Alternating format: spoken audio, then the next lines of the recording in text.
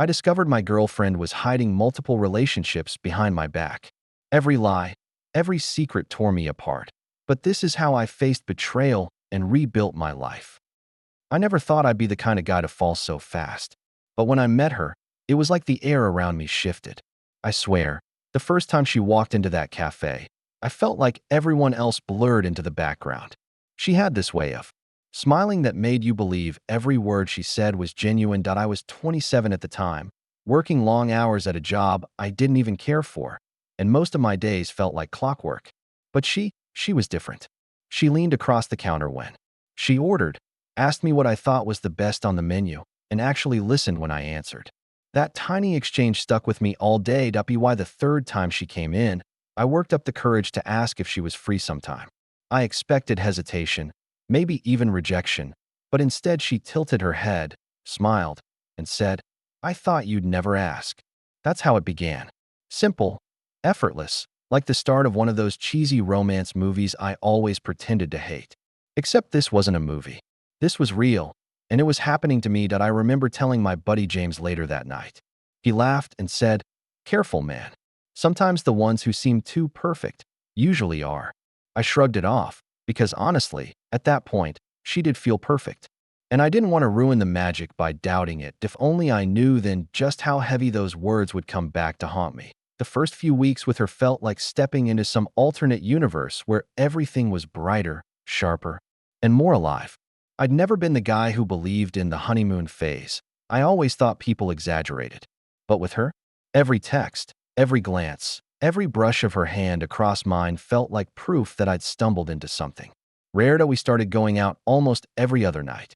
Sometimes it was just cheap pizza and beer at my place while we argued over which show to watch. Other times it was long walks through the park near downtown, where she'd grab my arm and laugh so loudly that people turned their heads. And I didn't even care. I wanted the world to see me with her. One night, we stayed up until nearly 3 a.m. just talking. She told me about her dreams, how she wanted to travel, maybe start her own business one day. She made everything sound so possible, like she had this unstoppable fire inside her. I remember lying there, watching her trace little circles on my arm, thinking, this is it. This is what everyone talks about when they say they've found the one. That I wasn't blind, though. There were little things, tiny flickers of strangeness, like how she never wanted me to walk her all the way to her door, or how she'd suddenly shut down if I asked about her family. Once, when I casually mentioned introducing her to my mom, she froze for a second, then brushed it off with a quick, "Someday." But I told myself it didn't matter. Everyone has their reasons, right? The truth is, I was so wrapped up in how good she made me feel that I didn't want to dig too deep. I didn't want to ask the questions that might crack the perfect bubble we were living in. And she made me feel needed, really needed. The way she'd look at me with those big eyes, like I was the only person who truly understood her. I can't even describe what that did to me. James noticed, of course. He teased me constantly. "Dude, you're glowing. It's disgusting. What happened to the cynical guy who swore off dating apps and said love was just a scam?" I'd laugh, tell him to shut up, but secretly I knew he was right. I was different. She made me different. Looking back now, I can see how badly I wanted to believe in the fairy tale. I ignored the shadows creeping around the edges because I was addicted to the light she gave me. At first, the red flags felt more like little quirks. The kind of things you brush off when you're in that dizzy rush of falling for someone. They weren't glaring, at least not then. Just small cracks in what I thought was a perfect surface. It started with her phone. She always kept it on silent. Not just in theaters or restaurants, always. And whenever it buzzed, she'd glance at it quickly, her expression unreadable, and then flip it over before I could catch a glimpse.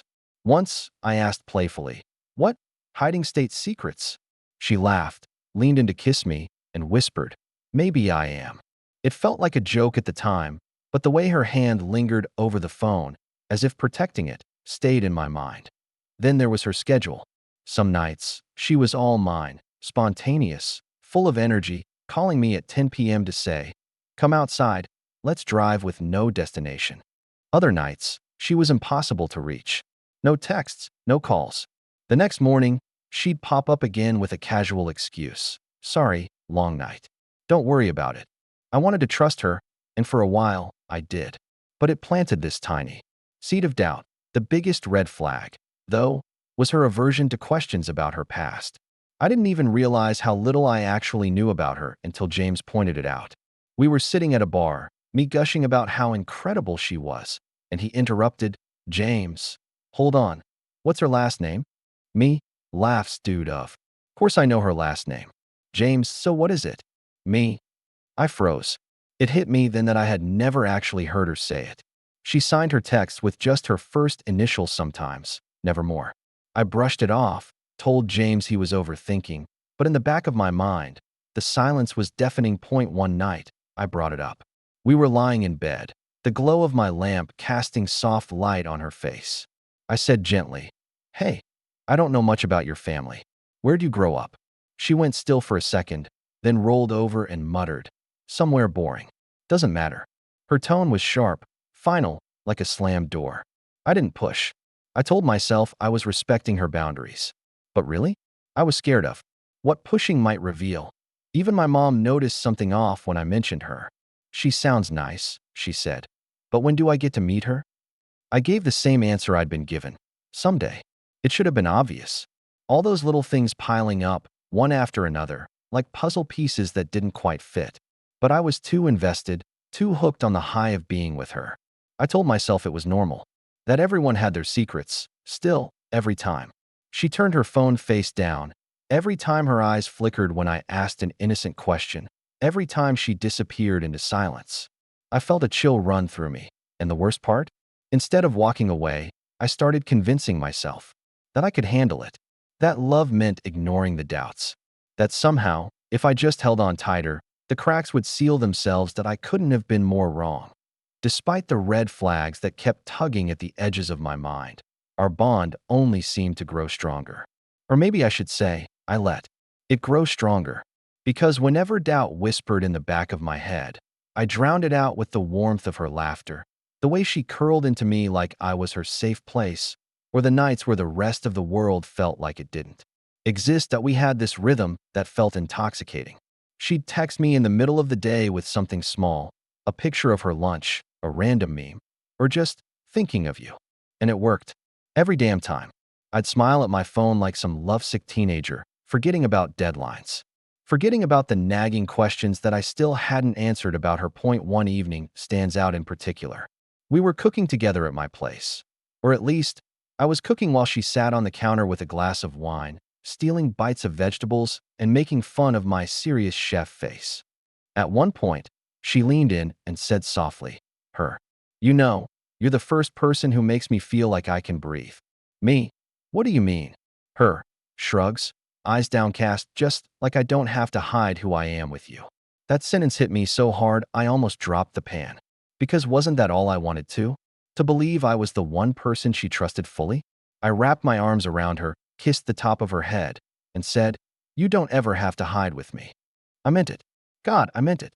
But even as I said it, there was a flicker in her eyes, a hesitation, like she wanted to believe me, but couldn't quite bring herself to doubt. We started spending nearly every night together. Sometimes at my place, sometimes at hers, though hers was always a little off limits.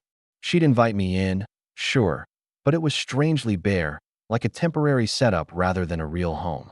No personal photos, no family trinkets, nothing that told a story. Once I opened a drawer in her kitchen, looking for a spoon, and found it completely empty. She laughed it off, saying, "I'm not much of a domestic type." My friends noticed how quickly we were becoming inseparable. James rolled his eyes whenever I bailed on guys' nights to be with her. "You're whipped, man," he teased, but I didn't care. If being whipped meant lying next to her, tracing the curve of her cheek while she fell asleep, I was fine with that. And then there were the moments where she let her guard down in ways that felt so raw, so intimate, they silenced all my doubts. Like the night she woke up from a nightmare, trembling, clutching my shirt as if she was drowning. She whispered things I couldn't fully make out, about being trapped, about not wanting to go back. I held her until she calmed down, my chest tight with the need to protect her from whatever ghosts haunted her. In those moments, the red flags vanished. She wasn't a mystery. She was someone wounded, someone who needed me. Or at least, that's what I told myself. Looking back, I realize how much I blurred the line between love and obsession, between intimacy and dependency. I wanted to be her anchor, her savior, the one who could erase whatever darkness she carried. And in doing so, I ignored the possibility that her secrets weren't just scars from the past, but something active, something living, something she was still hiding from me every single day to at the time. Though, none of that mattered. I was hers. Completely. It's strange how doubt creeps in. It doesn't come crashing down like a storm. It seeps in through the cracks, slow and quiet, until suddenly you realize the ground beneath you isn't solid anymore. The first real doubt hit me on a Wednesday night. I just finished a late shift and decided to surprise her with takeout from her favorite Thai place. She usually texted me if she wasn't home, so I figured she'd be there. I pulled up to her apartment around 9 p.m., bag in hand, grinning like an idiot. But when I knocked, there was no answer. I tried again. Silence. I called her phone. Straight to voicemail. I waited in my car for nearly 40 minutes, the food getting cold, my stomach knotting tighter with every minute. Finally, around 10 p.m., the lights in her apartment flicked on. She walked in through the front door, keys in hand, looking startled when she saw me waiting outside. Her, "What are you doing here?" Me, "I thought I'd surprise you. Brought dinner." Her, pauses, glances at the bag, then back at me. "You should have told me. I wasn't home." Me, "Yeah, I noticed." She brushed it off with a story about being out with a friend from work. No names, no details. Just, we lost track of time.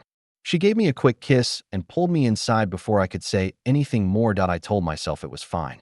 She had a life outside of me. She didn't know me every detail. But the way her eyes avoided mine, the slight tremor in her voice, something wasn't right. Then there were the little inconsistencies. She once mentioned she'd never been to Chicago, but later slipped up, talking about that summer in Chicago with terrible weather.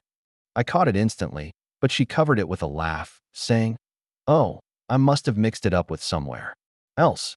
I smiled back, but my brain held on to it like a dog with a bone. And the phone, God, the phone.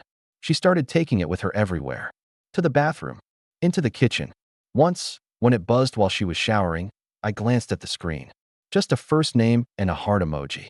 Before I could process it, she was out of the shower, towel wrapped around her, snatching it off the counter with a forced smile. Her, "Nosy much?" Me, "I just saw it light up." Her, "Relax, it's nothing." But it didn't feel like nothing. The doubts grew louder, but every time I thought about confronting her, I'd picture losing her. And that terrified me. I'd built so much of my happiness around her, around us, that I didn't know how to imagine life without it. So instead of speaking up, I buried my suspicions under forced smiles and late-night reassurances. Still, in the quiet moments, lying awake while she breathed steadily beside me, I couldn't shake the questions. Who was she texting? Where did she go when she disappeared? Why did I know so little about the person I claimed to love? For the first time, I let myself admit it. Maybe James had been right from the beginning. Maybe she was too perfect. And maybe that wasn't a good thing. That I almost confronted her. God, I was so close. That it was a Saturday night, and we were at my place. She was curled up on the couch, scrolling through her phone with this faint little smile on her lips. That smile, it twisted something in me. Because I realized it wasn't for me. It was for whatever was on her screen. I opened my mouth. The words were right there. "Who are you texting? Why are you hiding from me? What aren't you telling me?" But instead, I swallowed them down with a sip of beer that tasted like ash. She looked up at me then, as if sensing the tension. Her, "What's wrong?" Me, forcing a smile. "Nothing. Just tired." Her, "Come here." And just like that, she pulled me into her world again. Her head on my chest, her fingers absent-mindedly tracing shapes on my arm. Every doubt, every suspicion, it melted under the weight of her touch. I hated myself for it. Later that night, when she was asleep, I stared at the ceiling, replaying everything in my mind. The late returns, the vague explanations, the phone she guarded like it contained state secrets. My gut screamed at me to push, to demand answers. But my heart begged me to let it go, because here was the truth I didn't want to admit. I was terrified of being right. If I asked the questions and her answers shattered me, I'd lose her. And losing her felt worse than living with the doubt. So I avoided it. Again and again. I convinced myself it was better this way. That whatever secrets she had didn't matter, as long as she kept coming back to me. But the cracks were there, spreading silently beneath the surface. Every laugh we shared was shadowed by the unspoken. Every kiss carried the aftertaste of uncertainty. One night, while lying in bed, she whispered, almost too softly to hear, her, "Promise you'll never leave me." Me, without hesitation, I promise. And in that moment, I meant it. Even if deep down, I knew she might not be making the same promise back. That it happened on a rainy Wednesday evening. I remember because the sound of the storm outside felt like it mirrored the chaos inside me. I had spent the whole day replaying the same thought. She's hiding something, and I'm a coward for pretending otherwise. When she came over, soaked from the rain, she looked almost fragile. I handed her a towel, and for a moment, I almost let it go. Almost. But then her phone buzzed in her pocket. She froze, just for a second, before casually tossing her bag on the chair. That tiny hesitation was all it took to break me. Me. Who was that? Her. Without looking at me, just a friend. Me. Which one? Her. Snapping, why does it matter? The room went silent, except for the rain pounding on the windows. My chest was tight, my hands shaking. I had promised myself I wouldn't explode, but the words came spilling out. Me. Because you've been distant. Because you guard that phone like it's your life. Because I feel like I'm losing you, and you won't even tell me why. She stared at me, eyes wide, lips pressed together. For the first time, she didn't have an immediate answer. That silence cut deeper than any words could. Her. Finally. I can't do this right now. She grabbed her bag, phone still buzzing inside, and headed toward the door. Me. Desperate, wait. Please. Just talk to me. Her. Quietly, not tonight. And she was gone. I stood there, drenched in a mix of rain from the open door and my own sweat. My living room felt colder than the storm outside. That night, I couldn't sleep. I paced the floor until sunrise, staring at my phone, hoping she'd text, call, anything. But nothing came. Just the sound of rain fading into a heavy silence. And in that silence, I realized something terrifying. Maybe the truth wasn't hiding in her phone. Maybe it was in her heart. And maybe it didn't include me anymore. The next week was a nightmare of tension and suspicion. I couldn't stop thinking about that rainy night, the slammed door, the silence that lingered like smoke in my lungs. Every time my phone buzzed, my heart leapt, hoping it was her. But it wasn't. Then it happened. I was at work, scrolling through social media during a rare break, trying to distract myself, when I saw a photo that made my stomach drop. There she was, smiling, holding hands with another guy. Not just a casual friend, not just someone from her work, someone clearly intimate. The caption? Nothing. Just a heart emoji. I stared at it for what felt like hours, every muscle in my body frozen. I wanted to deny it, tell myself it was a fluke, a fake account, a coincidence. But deep down I knew. Every subtle red flag, every weird silence, every tiny inconsistency suddenly clicked into place. I didn't know whether to confront her immediately or pretend I hadn't seen it. I felt paralyzed, torn between anger, betrayal, and heartbreak. My friends tried to reach me that night. James called. James, you okay, man? You've been MIA. Me. Voice tight. Yeah, just tired. Lies, manipulation, the perfect image she'd built. All of it unraveled in a single photo. I couldn't breathe. I couldn't eat. I couldn't think clearly. The world around me felt like it had tilted on its axis, leaving me unmoored. Later that evening, I went over to her apartment, my hands trembling, heart pounding so hard I thought it might burst. I needed answers. I needed the truth. When she opened the door, smiling that same deceptive smile, I barely recognized her. She looked different, calculated, cold. And I realized then that the person I had fallen in love with, the person I trusted with my entire heart, had been hiding a side of herself I couldn't have imagined. Me. Voice shaking, who's he? Her. Pauses. Looking down, then up at me. It's complicated. Me. Complicated? I trusted you. I thought what we had was real. Her. Softly, almost mockingly, it is real, but not like you think. Those words hit me harder than any slap could. I realized there was no simple explanation, no easy closure. What I thought was love had been a carefully constructed illusion, one I had walked into willingly, ignoring every warning my gut had screamed at me. That night, I left her apartment with my hands empty, my heart shattered, and a bitter understanding. The truth, once discovered, doesn't repair what it breaks. It only reveals how much was already lost that I didn't sleep that night. Or maybe I did, in fragmented bursts that felt more like nightmares than rest. Every memory we'd shared played on a loop, twisting itself into a sick mockery. Every laugh, every kiss, every whispered, "I love you," suddenly felt like a lie I had swallowed whole. The next morning, I couldn't bring myself to go to work. I sat on my couch, staring at the empty coffee cup in my hands, the room around me spinning. In muted colors. The photo, the words, the pauses, the hidden life. It all weighed on me like a physical force pressing down on my chest that I tried to call her. Once, twice, nothing but silence. Each unanswered ring made my stomach drop further, my chest tightening, until I felt like I might choke. I felt foolish, stupid, naive. How had I let myself fall so completely for someone who could manipulate me so thoroughly? James came over that afternoon, concern written all over his face. "James, dude, what happened? You've been a ghost all week." Me, voice barely audible, "It's her, everything, it's all lies." He tried to reason with me, to calm me down, but words couldn't reach the chaos inside. I felt like I was drowning in my own mind, each thought dragging me deeper into despair. That I walked the streets aimlessly that day, past places we'd gone together, each corner a reminder of what I had lost. I saw couples holding hands, friends laughing, strangers smiling, and felt nothing but hollow emptiness. The world seemed normal for everyone else, but I was trapped in a private stormed-up BY evening.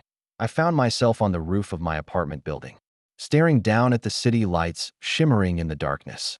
The wind cut through me, cold and sharp, as if the universe itself was trying to slice through the numbness I felt. I put my hands on the railing and closed my eyes, thinking about all the moments I believed were real, all the moments she had stolen from me. That I didn't cry at first. I just let the weight of it all settle in, raw and suffocating. Then, finally, the dam broke. Tears streamed down my face uncontrollably. Anger, heartbreak, betrayal, they all collided into one overwhelming force. I screamed into the night, a sound that no one would hear, a scream for the pain that had no words. And in that chaos, I realized something terrifying. My collapse wasn't just emotional. It was a reckoning. I had trusted someone entirely, given them my heart and soul, and it had been returned in pieces. I had believed in love, in honesty, in the kind of connection most people only dream of. And now I had to rebuild myself from the rubble, because that was all I had left. Me, that I couldn't take it anymore. Every day, every thought, every memory felt like a needle twisting in my chest. I had to know. I had to hear it from her, raw and unfiltered. No more half-truths. No more lies. I went over to her place that evening, my hands shaking, heart hammering like a drum in my ribs. She opened the door, surprised to see me standing there drenched from the rain, just like the first time we met. But this time, it was different. My eyes were hard, burning with a mix of anger and desperation to me. "We need to talk. Now." Her hesitates, voice calm, almost detached. "Okay, come in." I stepped inside, feeling the tension thick in the air. I couldn't even sit down. I paced the small living room like a caged animal. "Me. Stop lying. Stop pretending everything's fine. Who is he? Who are you with behind my back?" Her sighs, almost tired. "You really want to know?" Me, voice trembling. "Yes. I deserve the truth. I deserve to know everything." She looked at me for a long moment, her eyes flickering with something I couldn't quite read. Then she leaned back against the wall, arms crossed, and finally spoke. "Her, there isn't one single truth. There are complications. Things I've done, people I've been involved with. I never meant to hurt you, but I also couldn't be honest." Every word hit me like a punch to the gut. The anger boiled. The betrayal burned hotter than anything I'd ever felt. "Me. You expect me to just accept that? To just forgive everything without explanation?" Her, softly. "I don't know. I'm sorry. I truly am." I stared at her, my mind spinning, trying to process the weight of it all. Years of trust, affection, love. It felt like it had all been built on sand. The person I thought I knew, the person I'd given my entire heart to, had been a stranger in the end. For a long moment, There was silence. Then I took a deep breath and said, "Me? I loved you. I still do. But I can't stay in this knot. Knowing, not being second place to your secrets. I need to walk away." Her face fell, and for a brief second, I thought I saw regret. But it wasn't enough. I had made my decision. I turned and walked out, the door clicking shut behind me. And, for the first time in weeks, I felt free. Free from the lies, free from the uncertainty, free from the person I thought I knew, but never really did. The next few days were a blur of texts I didn't send, calls I didn't make, and memories that haunted me relentlessly. I couldn't stop thinking about her, about him, about every moment I believed was real. Then it happened that I ran into someone I knew at a coffee shop, one of her coworkers. I didn't even know he had my number. He hesitated when he saw me, then lowered his voice. "Coworker, hey, I don't know if you know, but she's been seeing someone else." Me, heart pounding, I know. "Coworker," eyes widening, "Do you realize she's been juggling more than one guy for months? Not just you. Everyone around here knew she wasn't loyal." It felt like someone had ripped open my chest and poured fire inside. I couldn't breathe. My hands shook, and the world tilted in a way I hadn't thought possible. That night, I went back through everything, every laugh, every late night conversation, every casual story she'd told me. The inconsistencies weren't mistakes. They were intentional. She had built a life that didn't include honesty, that didn't include me as I thought I was included. I realized then that the betrayal wasn't just the other person. It was the cumulative effect of months, years of deception. Every smile, every touch, every word had been a part of a carefully constructed illusion. That I sat on my couch, staring at the ceiling, trying to make sense of it all. And the truth hit me harder than anything else. The person I had loved with my entire being had never been real. Anger, grief, heartbreak, they all collided into one unbearable storm. I screamed into the empty room, letting every ounce of pain pour out. I didn't care if anyone heard. I didn't care about anything but the raw, consuming ache of knowing the truth. That I wanted answers. I wanted confrontation. I wanted closure. But mostly, I wanted to understand how I had been so blind, how I had allowed myself to be deceived so completely. And in that moment, I realized I couldn't change what had happened. I couldn't erase her lies, her manipulations, her betrayal. All I could do was face it, feel it, and find a way to survive it. The days that followed felt like wading through a thick fog. I moved through the motions of life, but every step was heavy, every breath labored. It wasn't just heartbreak. It was the shattering of trust, the collapse of something I had built my happiness around. That I spent hours alone, replaying conversations in my head. Every joke, every casual remark, every smile. I examined them like a detective, trying to uncover clues I had missed. And the more I thought, the more I realized how much I had ignored, how many red flags I had buried because I wanted to believe in her. James came over one night, carrying a six-pack and the kind of worried expression only a best friend can pull off. We sat in silence for a while, drinking, until he finally said, "James, you're beating yourself up over this, man. She's the problem, not you." Me, bitter laugh, doesn't feel like it. I feel like I was stupid enough to hand her my life and let her use it. "James, you loved. That's not stupid. That's human. She's the one who's toxic." He was right. But knowing it didn't stop the ache in my chest, didn't erase the nights spent crying alone, didn't fix the way I flinched every time my phone buzzed. That I started writing again. Not for anyone else, not even for a story, just to untangle the mess inside me. Pages filled with my confusion, my rage, my grief, my longing. I wrote about her lies, about the dreams I had built around her, about the version of myself that had existed only to love her. Slowly, I began to understand something crucial. The pain wasn't just about her. It was about me, too. My choices, my blind trust, my willingness to ignore reality because I wanted the story to be different. And realizing that was liberating in a strange way. I didn't need her to change. I didn't need her to apologize. I needed myself to heal. It was a long, exhausting process. Some days, I still felt the sting of betrayal, the weight of loss. But other days, I felt a glimmer of freedom, a spark of clarity. I could breathe again. I could think again. I could start rebuilding myself from the pieces that had been shattered. And in that gradual, painful process, I found something stronger than heartbreak. I found resilience. Months passed. Life didn't suddenly get easier, but it became bearable. I learned to walk through the world without constantly checking my phone, without analyzing every silence or avoiding every doubt. The pain had dulled, replaced by a quiet strength I hadn't known I possessed. That I started focusing on myself, work, friends, hobbies I had abandoned while lost in her world. I reconnected with James more than ever, and our late-night talks became my anchor. Slowly, the laughter returned. Not the same as before, not naive or reckless, but real. That I also started dating again, cautiously, carefully. I told myself I would never ignore the red flags this time. Trust had to be earned, and I knew now that I was the one who had to protect my own heart first. Sometimes, I think about her. The memories are still there, like scars, visible reminders of what I survived. I don't hate her anymore. I understand that some people carry their own darkness, and it's not my job to fix them. Loving her had taught me something vital. Boundaries are not walls to keep love out, but shields to protect yourself from destruction. One evening, I sat on my balcony, the city lights sparkling below, and I realized I was finally at peace. The world felt quieter, calmer, and yet somehow fuller. I had been broken, betrayed, and lost, but I had come out the other side stronger, wiser, and ready to live my life on my own terms. That I had rebuilt myself, piece by piece, breath by breath, choice by choice. And for the first time in a long time, I felt whole again.